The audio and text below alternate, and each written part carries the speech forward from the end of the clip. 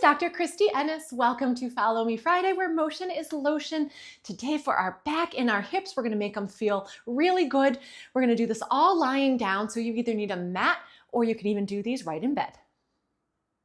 All right, starting off in the quadruped or hands and knees position with that traditional yoga cat-cow. So you're gonna take a breath in, arch that spine, squeeze those shoulders, lift that head, and then push into the mat, round those shoulders away, tuck that tailbone, tuck that chin. I just got a little snap there. Things are moving well for me today. So keep in mind with this, your motion may be a little bit different than what I have. You only want to go to the point where it feels comfortable for your body, right? You do you, and pay attention to what your body is telling you. Oftentimes we try to ignore that, and that's not always the best thing. We've got one more like this. Oh, sometimes I just want to stay in these positions too. From here, we're going to go right into hip circles. So I'm going to shift to the side, back. Those elbows can bend. My hips are coming all the way to the side and forward. You might start out with some small circles and they get bigger as we go. We're going to do 5 in each direction. If you do feel like you need a little bit more looseness, if you're not quite loosey-goosey enough as we're starting, this is when you can pull out that derma edge and do a little bit of myofascial or fascial work, get that blood flow going. One more in this direction. You can even heat it up first if you hold it under running water and switch directions. My circles are going to get a little bit bigger here. Doesn't take long to heat it up. And then it stays heated, feels awesome. So I will link that for you guys. It's something that I created. There's 3. This honestly is, if not my favorite, it's certainly one of my favorites. And I do tend to get a little bit bigger with those circles as we go. One more to go. Whew, okay, going back to a version of that child's pose. So we're gonna tuck and round, not child's pose. We are going into child's pose. We're gonna tuck and round. And you're going to go into that child's pose. As I come back up, I'm going to take out that arch, that rounding of that spine, and we're going into a bit of an arch here. Notice my hips are above the ground. So if that feels like it's too much, stick with that little tuck in that child's pose, and then you can always come onto your belly and then up as far as is comfortable for your back.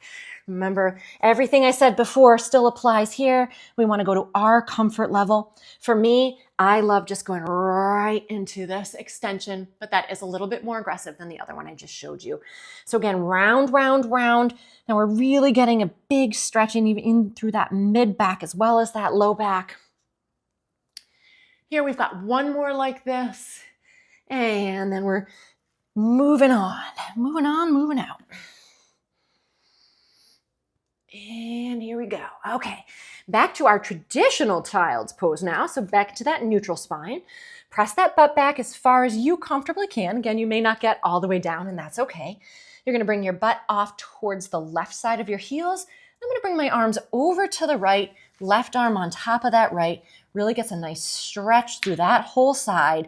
From here, I'm actually gonna take and I'm gonna press and rotate down one way, come back to the middle, press and rotate. So now I'm pushing my right shoulder down. And we're gonna do 3 like that, and then switch to the other side. Woo, this is stretching all the way up through the shoulder too.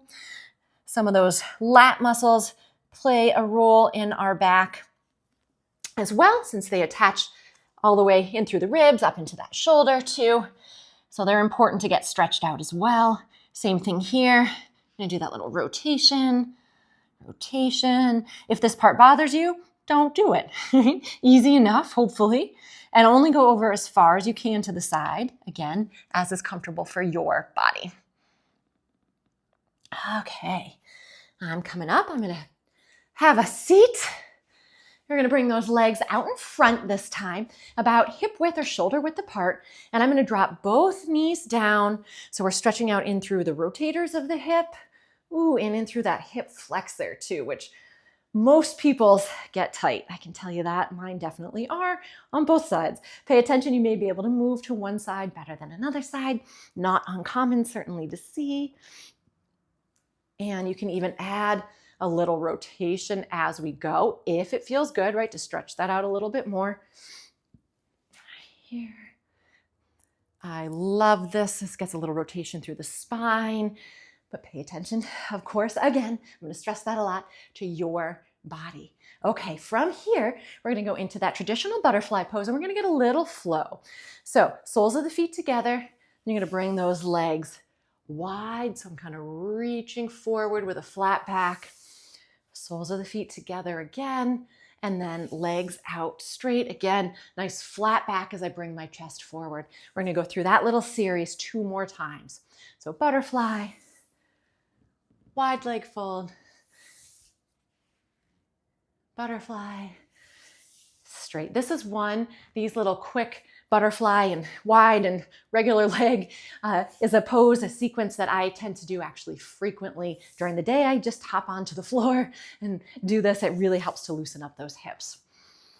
Nice, good. Okay, ending on our back. So you can just go right back to bed when you're done with these. Wouldn't that be nice? All right, we're going in through that windshield wiper, but in a different position. So feet again about hip to shoulder width. Arms can come out to the side or stay down wherever you're comfortable. But again, we're dropping down. This is a little bit more intense on the back and spine itself, which is why I tend to do it second towards the end there. And we're going to get 3 in each position. Same thing, you can add a little press of that leg, get a little bit more into the hip flexors. 1 more to each side.